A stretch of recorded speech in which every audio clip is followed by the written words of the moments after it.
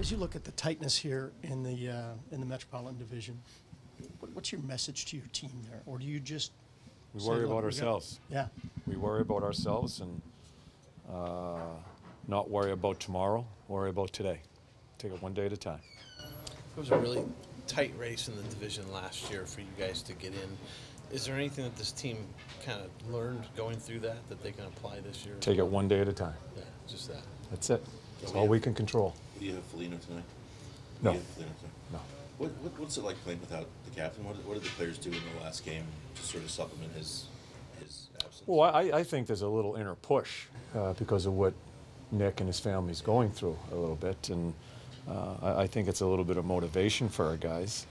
He certainly missed, but not being, I hope I say it the right way, but after that, we got to stop thinking about that and just play. And it gives another guy an opportunity to come in. Says he's in there. You have to block everything out and just play. We don't make a change in how we play. We don't overthink that. We certainly care for Nick and we miss him and his family and what's going on, but then we block it out and just play. What have you thought of David Savard's season so far? Up and down. Yeah? Yeah. Is it good to have a veteran like that guy, though? I mean, it seems like you can play him with anybody and you kind of know what you're going to get out of him. Oh, I think he's really good. I think the biggest strength of his game is just the way he gets in the way and how strong he is under the hash marks. I think that's a big part of his game. So I think with all, he's not the only one in the back end. He's not the only one as far as forwards. I think it's been an up and down year, as it will be for most players and most teams. But we depend on Savvy for a lot of the heavy lifting down underneath that hash mark. You started Wenberg the other night. Are you just accepting him as a defensive centerman now, or is there a role to shut down for him? Or No. We're hoping. We're playing Duke with him now. We have Andy with him. We're hoping to get some offense from that line. There's not a chance I'm going to turn Wenberg into defensive center. We're trying to put. I started him right up against Bill against Vegas. Bill fills the net, and we're looking for Wendy to score some goals. It's kind of a challenge. We need to get some offense out of him, out of another line, if we're going to have any opportunity to keep on competing in the league. Is that his? I think he's been the source of some frustration. I think that's fair to say. Wenberg, is his defensive plays? That's what's kept him in the lineup at sometimes when everything else isn't quite going for him? Yeah, he's a smart player. He's a really good penalty killer. I think he has made improvements in his game, carrying the puck, has made some, I think he's improved. But for me, you always have to be careful. I think there needs to be a higher standard for him. And there certainly is in my mind. The most important thing, it needs to be in his mind. Listen, he doesn't like what's going on as far as his offensive play. He's not going to be a guy that's going to complain and go about it in that way where people see it. But deep inside, he's a competitor. He's a good kid. He's a really good competitor, a very smart player. So he's not liking what's happening. I think he's trying. I think he's trying to be better. And as I said, we can complain about it. We can look at the numbers and say, where is he? But there's a point that we, as a coaching staff, we have to try to help. And we're going to continue to try to push him, but also try to help him. Do you think this goes back at all to the Wilson hit in the playoffs? Has he been I don't know. Yeah, I don't know where it. I do think he lost confidence when he had problems with his shoulder last year, a nagging.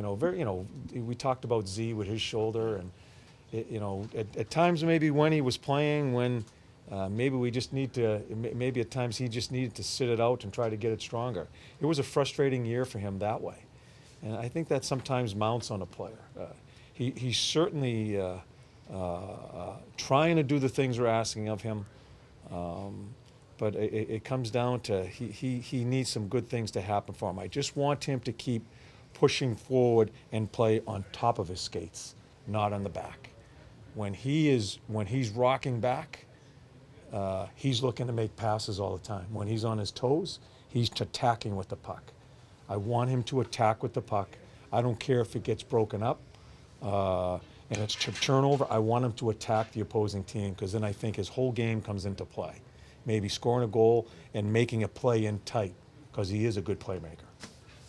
Robert, Go go ahead. Well, what concerns you about this Carolina team? They play well here, but played last night. Maybe this time is a game for you guys to get the jump in the first period. Yeah, we don't spend much time whether worry. Every team's a tough team. There's not an easy game in this league. We know they're a fast team. We know they came out of the gates fast, and they've had their ups and downs, but they're a really good hockey club. But for us to spend a lot of time thinking about them, we don't. We think about ourselves and what we need to worry about. And there's always a worry about your own team. So I don't spend a lot of time overthinking our opponent. I want our execution no matter who we play. If that can answer your question. Okay. John, in addition to Winberg, how much are you pushing other guys to kind of bolster your secondary scoring? You're obviously getting it from the top line, but how much are you looking for? Yeah, it's easy to pick on Winnie. We got a number of other guys. I can't find Andy right now. And, you know, Jens, who's one of the hardest working guys on our team, he's got to chip in. Doobie's got to chip in. It can't be three guys and a couple of defensemen, because that's going to dry up. That's going to get checked. They're going to try to neutralize that stuff. And so we need to get other guys going. You know, we have found a way to put some wins together here and there. But we have to be a better team, and we have to continue to improve as individuals and as a team. Does that come from individual guys upping their own game, or are you going to tinker with lines until you find the right combination, or where does that come from in your estimation? No, not to get too deep with it here, Dave.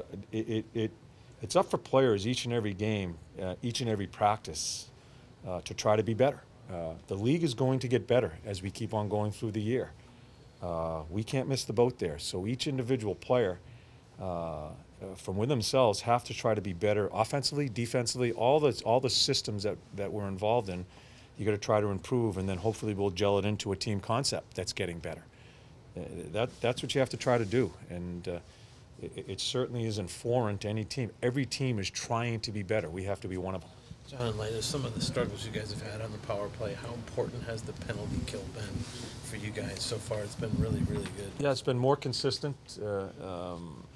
It's been more aggressive at the right times. I think we've gotten better goaltending with our penalty killing also. Yeah, so until we get some sort of consistency with our power play, hopefully that stays there and we find ways to win. We've done it so far, and but the penalty killing has. I just think they feel much more comfortable with their reads, and when they are aggressive, we're all moving together, which is very important for penalty killing.